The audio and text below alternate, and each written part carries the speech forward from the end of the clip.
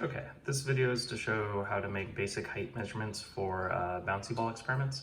We're not needing to necessarily measure things super precisely, we just need to know the starting height. So we're going to use a common 8.5 by 11 piece of computer paper where this length is 8.5 and this length is 11 inches.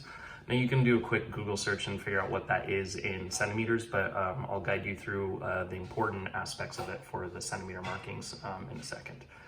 So first thing you're gonna do is you're gonna fold it in half like a hamburger. So it'll be like a little book in this case.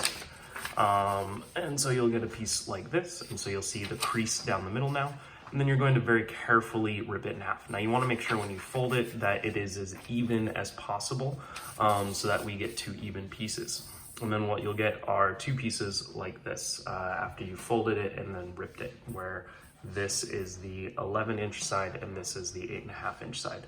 Now each of these pieces along the 11-inch side, half of the 11 inches actually comes out to be just about exactly 14 centimeters.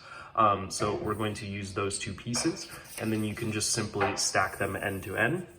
And we now have distance measurements. So if this were up against a wall, I could say, okay, well, if the floor is down here, then dropping it from right here would be 14 centimeters, dropping it from right here would be 18, and then you could just keep reusing this piece, one above the other, to count by 14 centimeter increments. So 0.14 meters, then 0.28 meters, then 0.42, I believe is the next one, and going on and on.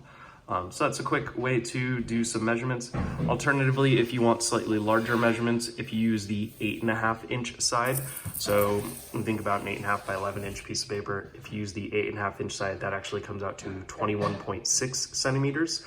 So you could do end to end that way to get slightly larger measurements. So going by almost 20 centimeters at a time.